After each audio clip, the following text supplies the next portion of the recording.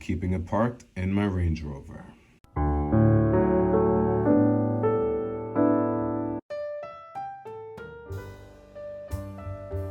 So I'm in the belief right now that new cars and used cars cannot sell because of our social distancing guidelines. Basically, if you want to go out for a test drive, that's something that you can't do right now.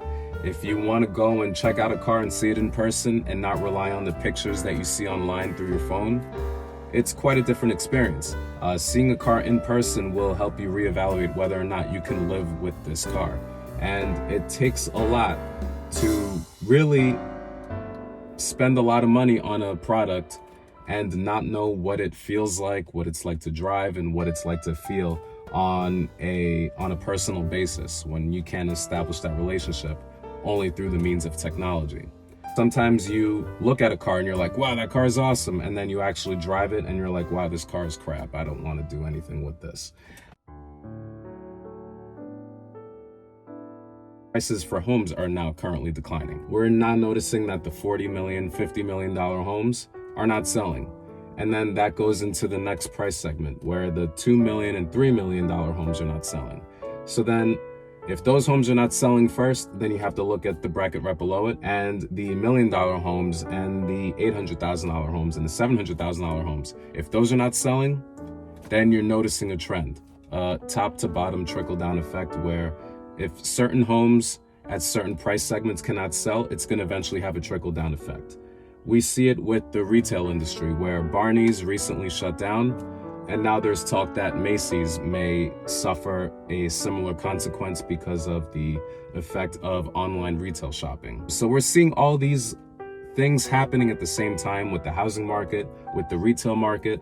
Also, we're seeing an effect take place when it comes to the automotive industry, where certain prices for cars that were normally selling for $1 million and for $800,000, now they're unable to sell on the auction block. So when you see that effect happening with the luxury cars, it's also going to have an effect on new car sales.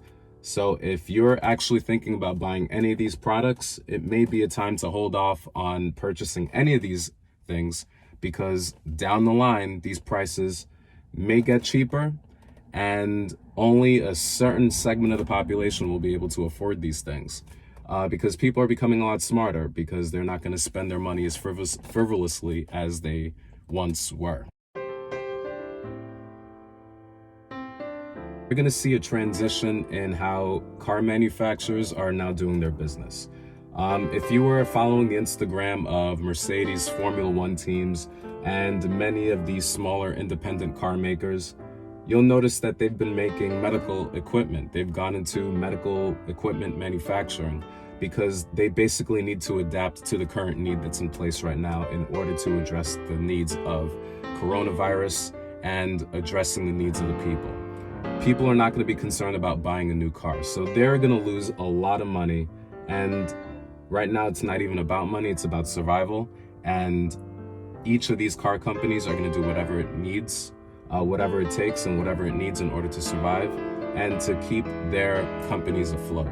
So we're going to see a transition in the way that people now do business in all segments of the global economy and the global market. With people now realizing that they don't need luxury goods, they're going to come to realizations that they're going to focus more so on their needs.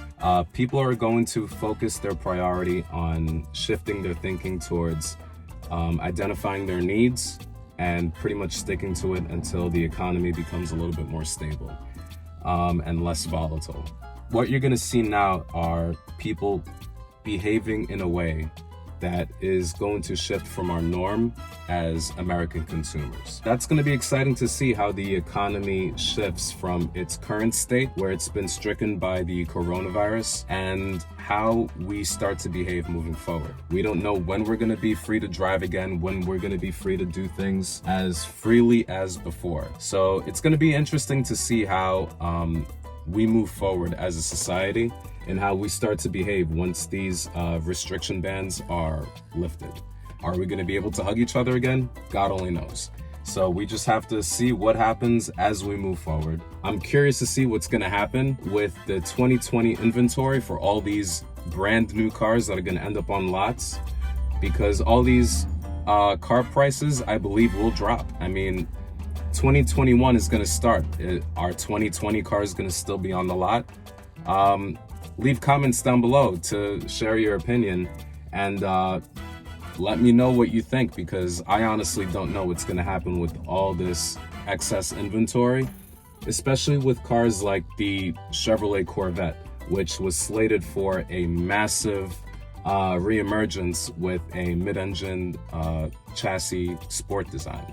So it's going to be interesting to see what happens moving forward.